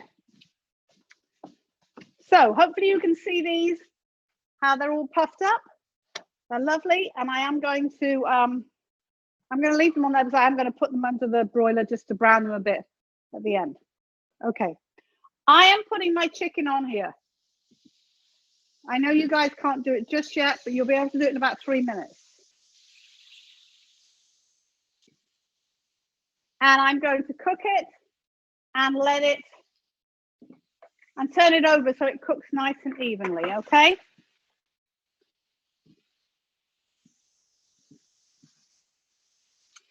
How are we doing with the naans? How did everybody's turn out? The first lot out? I want to see. Oh, beautiful. Good job. Good job.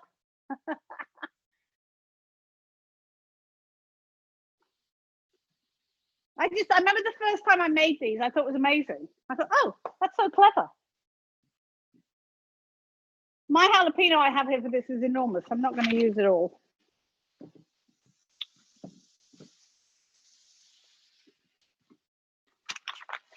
Okay, so the last thing we're going to do as soon as our naan breads come out is this chicken dish.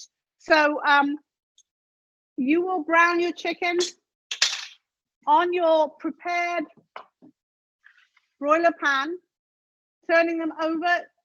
Probably going to take 4 or 5 minutes, all right, to brown on both sides. And then you're going to take them out. And then the next part, what we're going to do, we're going to put a little bit of butter in a skillet over a medium heat, saute our garlic and our jalapeno. I do apologize. For some reason, it got deleted from this part. It was in your shopping list. You had a garlic and a jalapeno. And I think when I copied it from here, I deleted it from this page. So that's where that goes, the garlic and the jalapeno, okay? So we're going to saute the garlic and jalapeno for about a minute, and then we're going to add cumin, paprika, salt, and use the amounts in the recipe at the top, not what's written down there. And then the tomato sauce. Simmer it on low heat until it thickens. Probably going to be for like 10 minutes because it's only a small amount. And then we add the chicken to it and let that cook for another 5 or 10 minutes, and then it will be done. All right. So it's a two-part process. I'm going to grab another skillet from in here.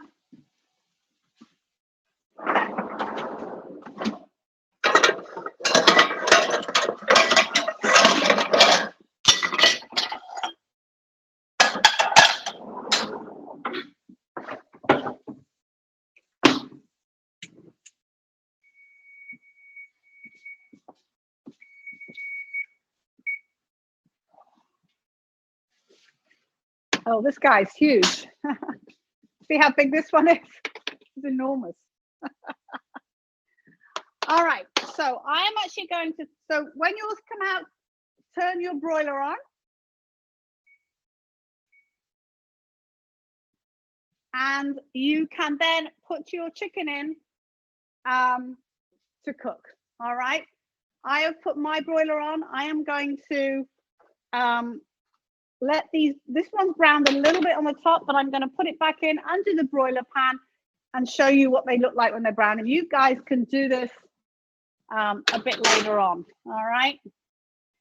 I'm going to leave that open so I can keep an eye on it. I just want a little bit more color on it.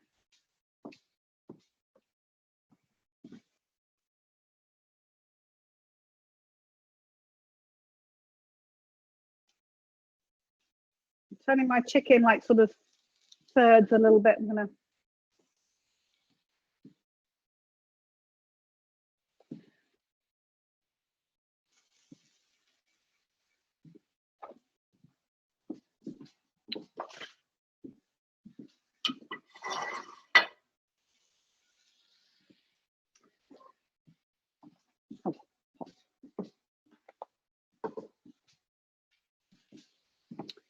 what a mess, huge mess here.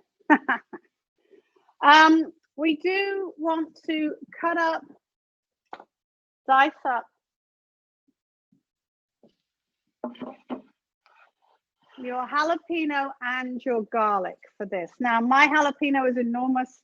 I'm only going to use about half of this, not even, all right, because it's a very big one. If yours is smaller, you can use the whole thing, or you can add part of it and then add more afterwards. So roughly chop your jalapeno and roughly chop your garlic. This is for the chicken, all right?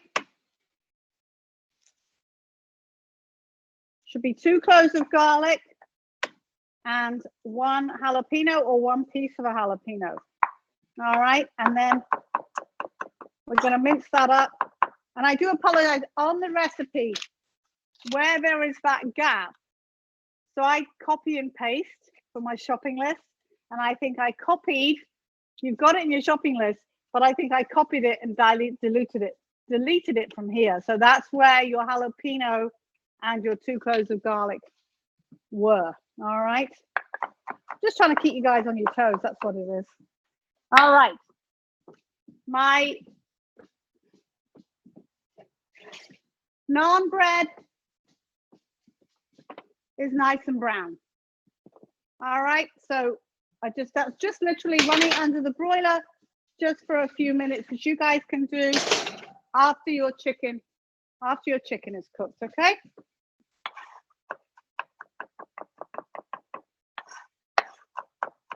And your chicken, I would say it's probably going to be about 4 or 5 minutes on each side under your broiler.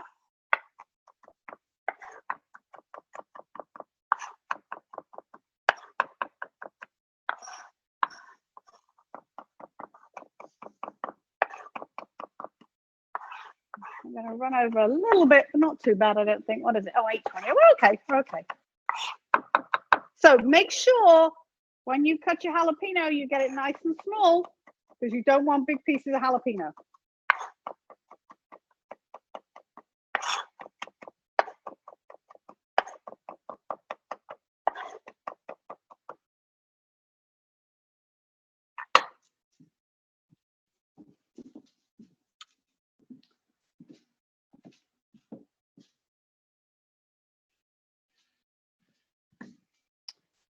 All right, so right now then, you should have your chicken cooking in the oven.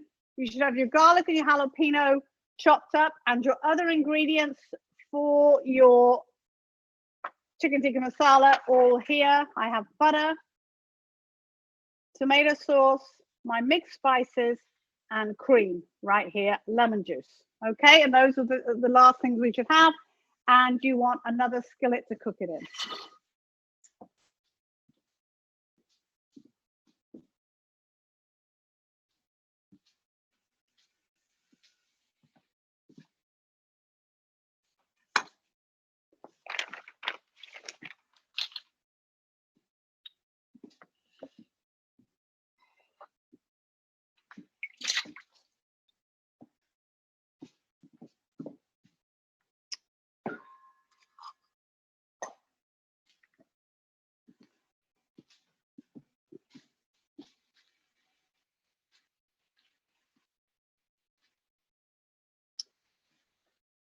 Now, when your water comes to a boil for your rice,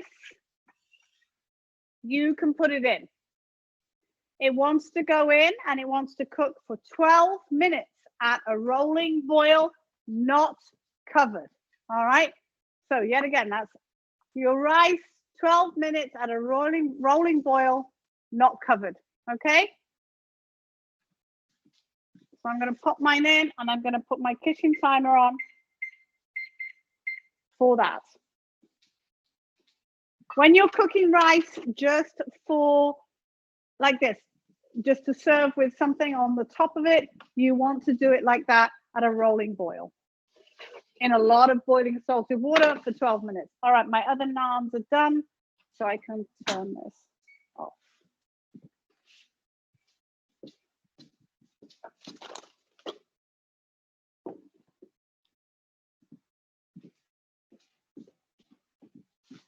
My lovely big naans. There we go. Woo! Perfect. Yeah.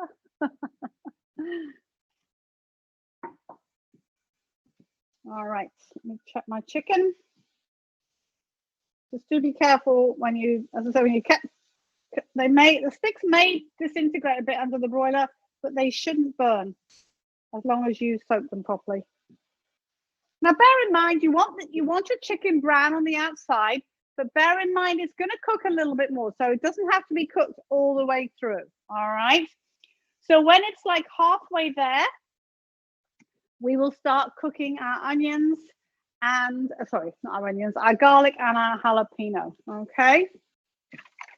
So I am going to melt my butter in my skillet. You can start this because you can always turn it off if your chicken's not quite ready. The point of browning is so the chicken gets nice and brown on the outside and partially cooked, which adds to the flavor. The marinade gets cooked on the outside, which makes it taste really good. And I'm going to melt this butter in my skillet. And to that, we are going to add the chopped garlic and jalapeno. And we're going to cook that in the skillet. All right.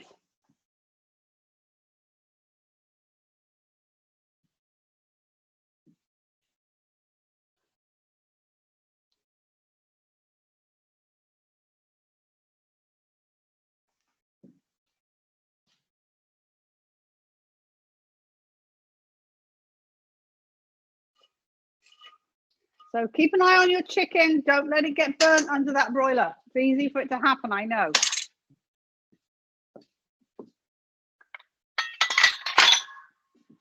What was that?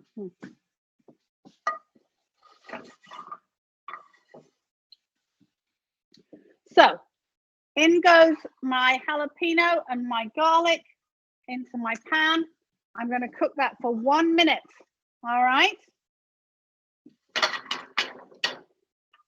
And then the spices that are going to go in, I have mixed together here. I have cinnamon, cumin, cayenne, and I'm going to add some black pepper. And I'm going to pop that in, okay? And my ginger, sorry, my minced ginger. That's in there as well.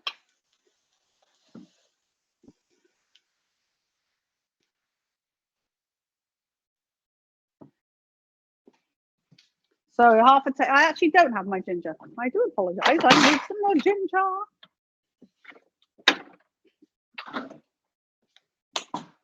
I didn't do ginger for this one. A little bit of ginger. So I'm going to cut another piece of ginger and chop it up. Don't know how I missed that, but I did. It's on my sheet, but I completely missed it. All right.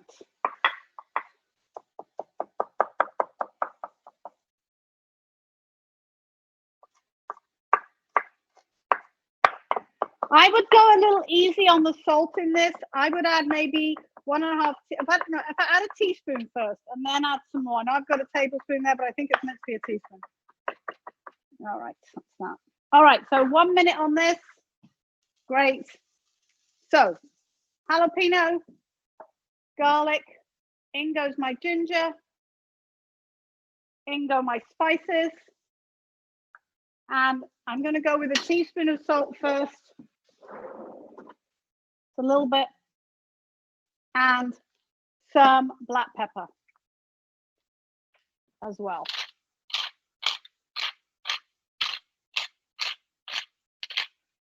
I think I say, how much pepper do I say? About a teaspoon. I'll probably put about that in.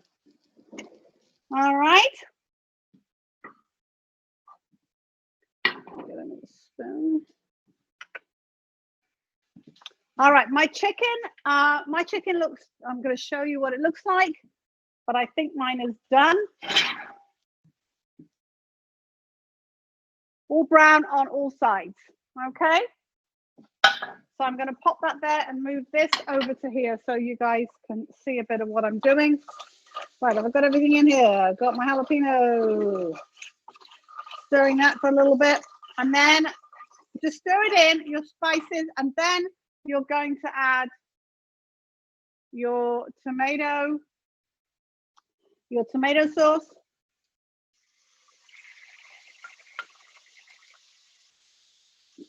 And your cream.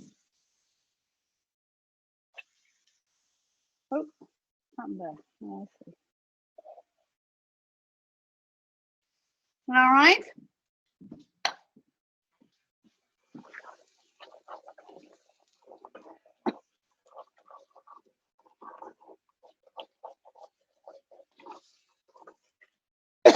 Excuse me.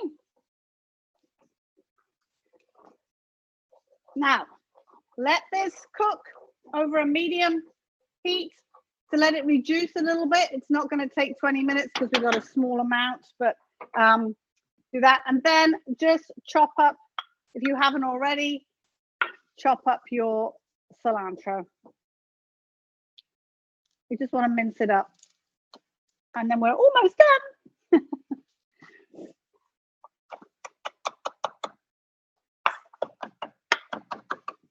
Well, if you don't have cilantro, don't worry about it.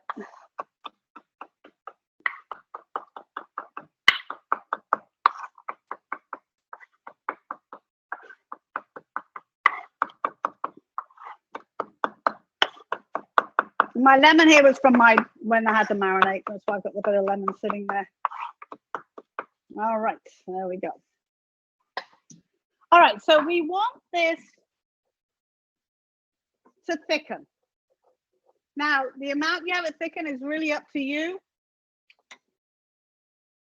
But what you're doing when you're thickening it is intensifying the flavor.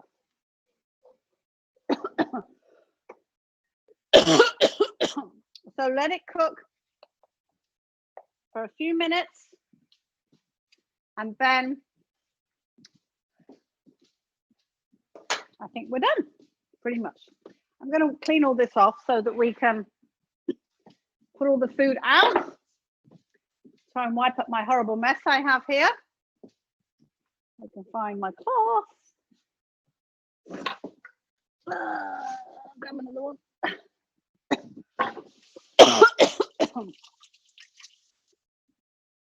You don't want it to thicken too much because you don't want it, you want some sauce. So I'm just going to wipe this off a bit so I can put the food out. But again, because we're using a relatively small amount, like Megan, if you're making more, yours may take a bit longer to reduce down till your sauce is nice and thick, really. That's what you're looking for. So it'll coat your rice. All right, got about 3 more minutes on my rice. All right, I think, to be quite honest, mine is reduced enough. I'm going to turn my heat right down to low. Now, with your chicken, you are going to squeeze. I'm going to use a fork for this.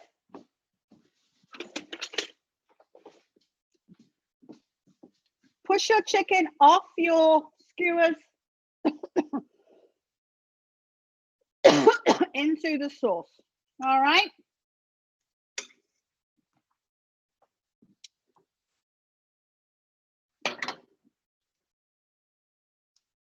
Good. And we are going to let these cook in here while we get the other stuff out.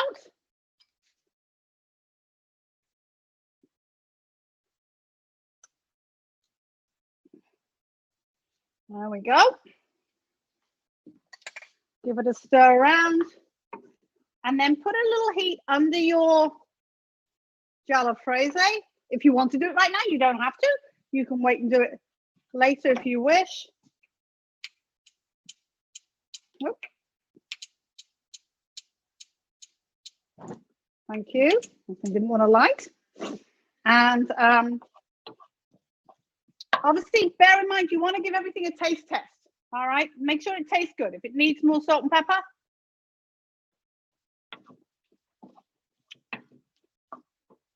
I'm going to put a bit more spice in my jalfrezi. I want it a little spicier, so I'm going to add a little bit more cayenne pepper to it, and a little bit more of my chili powder.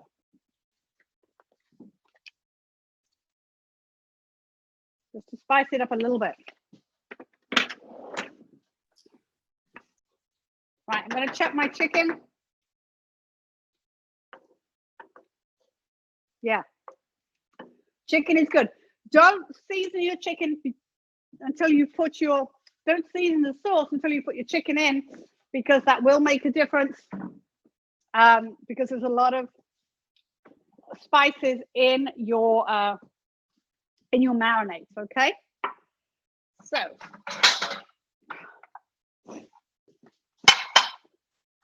I'm gonna put a tiny bit of water in that as it's dried out a bit. I'm heating it up. Yeah, if you, with your veggies, if it has dried out a bit, you might want to add a little bit more liquid to while you're heating it up. My rice is done too. Great. So I'm going to drain this. And the nice thing about it, when you do this, you do not get lumpy rice. You get nice, fluffy rice. Okay, just like that. See, it's all nice and fluffy going into my bowl. Perfect.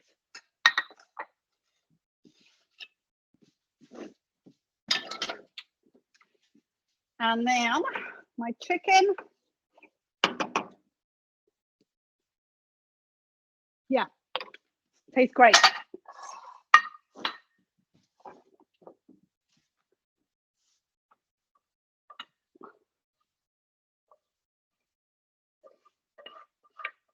Make sure you get all your sauce out. You don't have to do this. I'm just doing it all so you can see it all finished. You can just dish it up onto your plates if you want. And let that warm up a tiny bit more, and then get my appetizers out of the oven.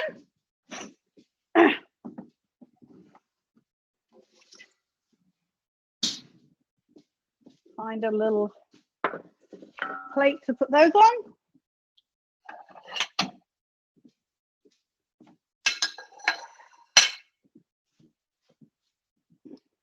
Now, you may like to serve these. There's a couple of, well, there's lots of things to serve them with, but one of my favorite things is mango chutney or yogurt. I have some mango chutney in my cupboard here, so I'm going to grab some of that out. So I think I'm going to have mango chutney with mine. Or you could even coriander sauce, which you often get served in an Indian restaurant.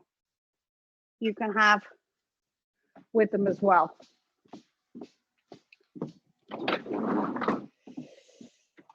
I have some mango chutney. Here we go.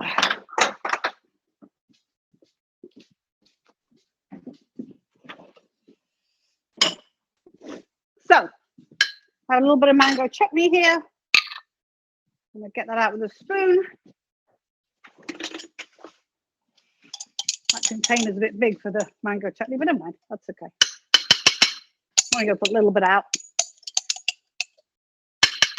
I love mango chutney. That'll do. All right, and then I want to know who's going to come and clean up my kitchen. All right, and then this is our veggie. Woo, hot. Okay. All there we have everything. The chicken with, oh, I've got to put my, and your cilantro is just for garnish. So if you don't have it, it's fine. Put a bit on the rice. There we go. So we have wonderful samosas here. And then we have vegetable jalfrezi, chicken tikka masala, and our rice. All right. And our naan bread, which is my favorite thing. Not my favorite thing. I love it all, but I particularly I love naan bread. I tend to eat more naan bread than I eat rice, really. So we are done. Did we run over? Oh, not too bad. I thought it was going to be longer. We seem to be running behind a little bit. All right, guys. So we are finished.